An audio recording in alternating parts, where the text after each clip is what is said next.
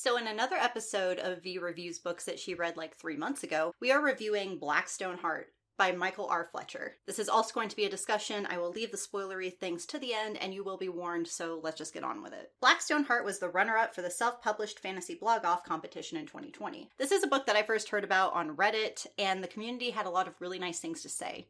Say what you will about Reddit, but certain subs are actually really helpful and I highly recommend them. This book made me realize two very important things. One, I really like dark fantasy and grimdark and just anything that's just super messed up. And two, that self-published books can become some of my favorites. Shocker, right? I'll do a video later on why self-published books are severely underrated, but for now let's stay on topic. Given the amount of true crime and fantasy content that I consume, it's really not surprising that this is the kind of book that I like. If you find yourself having a good time, make sure you hit the like button and also subscribe for more content, just like, whatever this is. Blackstone Heart follows a man named Kren, who wakes up one day and doesn't know who he is, what's going on, or what it's like to be human. He doesn't have any memories, he just lives alone and fights to survive. And then one fateful day, he makes contact with someone who looks just like him. It doesn't end well for the other guy because Kren ends up smiting him and taking a piece of his heart, like this little black stone, hence the title, and putting it in his heart. When he does this, he gains back some of the other person's memories and slowly starts to figure out that they are all pieces of the same person that have been, for some reason he doesn't understand yet, scattered.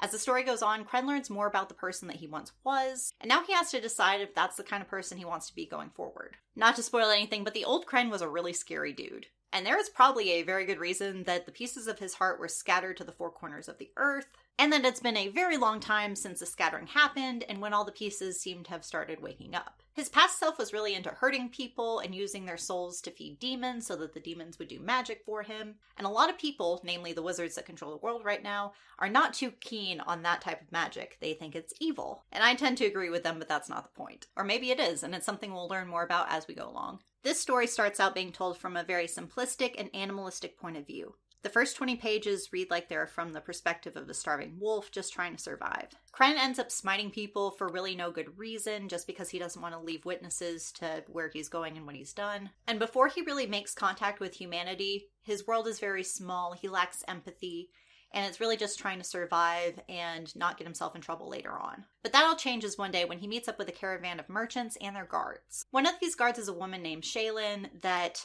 Kren ends up becoming friends with, and she sort of teaches him how to be human and how to respect life and humanity. And his time with her leads to a lot of inner conflict. He is slowly starting to realize that he really wants to know about the person that he used to be. But at the same time, he has a strong feeling that that is a person that Shaylin wouldn't like, and he wants Shaylin to like him. So basically at the beginning, he really doesn't want to become the monster that he suspects that he once was. In direct contrast to his affections for Shaylin is his thoughts and feelings about another character, a necromancer named Henka. She's beautiful and reminds him of somebody that he used to know, and she is all for him keeping up with his dark side. She sort of enables him to embrace his dark side and makes it very tempting to just go back to the kind of person that he used to be, especially because this will allow him to gain power and achieve his goals later on. I thought that this book was very dark and it was very simple to read. There isn't any flowery language, and I feel like all of the points are well made without going overboard on explanation. I know this is probably going to surprise a lot of people because Fletcher has a reputation for writing very dark books, but I didn't think that this book was that dark. The story did a really good job of humanizing Kren. It made him read more like a man who was just doing the best he could and trying to figure out his life, instead of a man who purposefully made certain decisions for power's sake instead of because it was the right thing to do.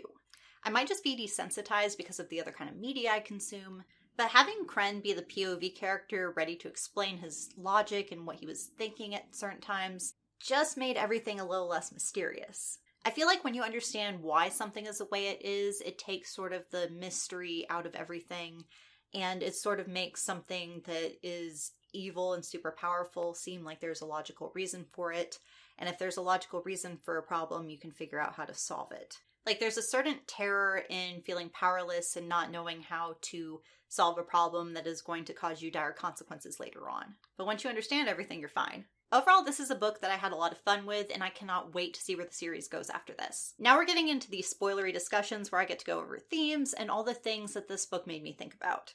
You're not supposed to end a sentence with a preposition, but I just did, because it's Booktube, and I can do that. The first big idea that this book made me think about is the question on if people can actually change. By the end of this book, Kren has given into his dark side even though he feels really, really bad about it. Even though with his new life he's a 19-year-old man who knows right from wrong, he decides that he is going to be the powerful man that he once was. The monster. The Emperor. Even though he's been given an opportunity to do better and to have a completely different life, he has chosen to follow the same path, to go for power, and to just let it consume him the way that it did before.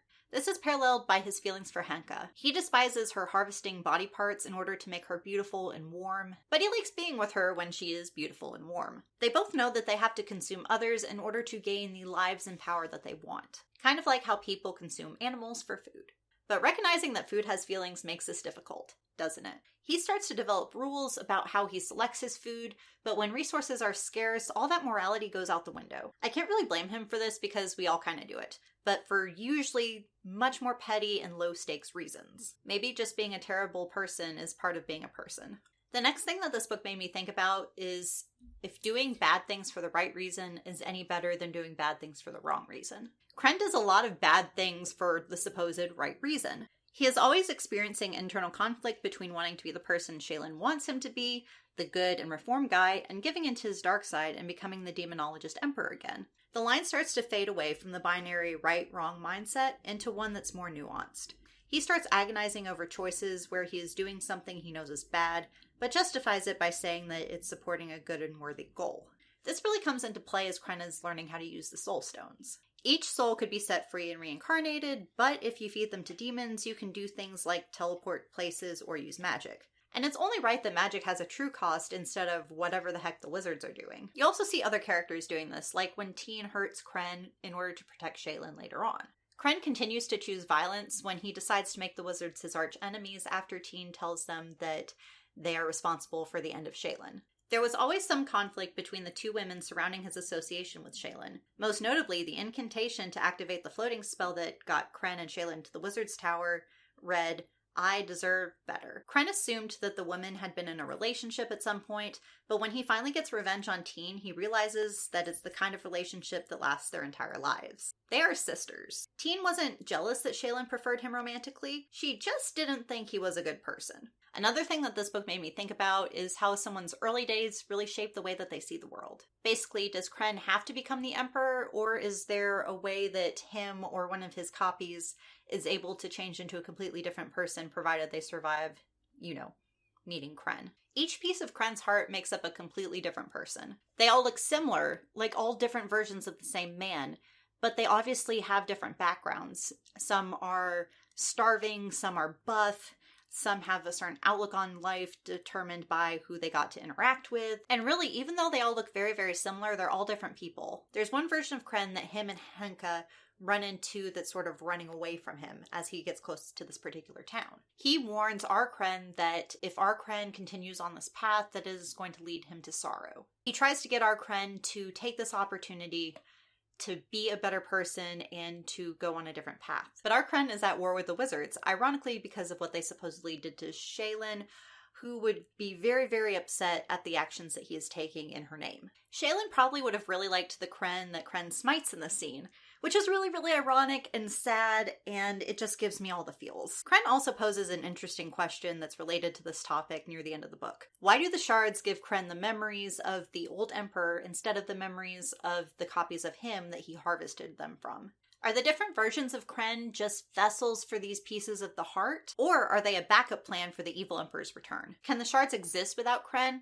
Probably, since we found an entire box of them in the Wizard's Tower. But where did it come from, and how did it end up in the tower? I know that there's a lot of unanswered questions, and we've got 2 more books to go in the series. But it makes me wonder just how much free will and autonomy our main character actually has, and how much of it is just using him as a contingency plan to bring back the Emperor. Near the end of the book, we also discover that Henka is the entire reason he woke up in the first place, and that she is sort of a puppet master and not to be completely trusted. And that is where they ended the book, and it was like, oh my god, I want more. I'm looking forward to reading the rest of the series. If you like what I do, please hit the subscribe button and join the Cath Nation. We'd love to have you. I post bookish videos whenever I can get around to it because I am a busy adult with many important things to do. Like, share, subscribe on all your social media, and if you think that I suck at this, leave me a comment down below and I will suck better next time. Bye.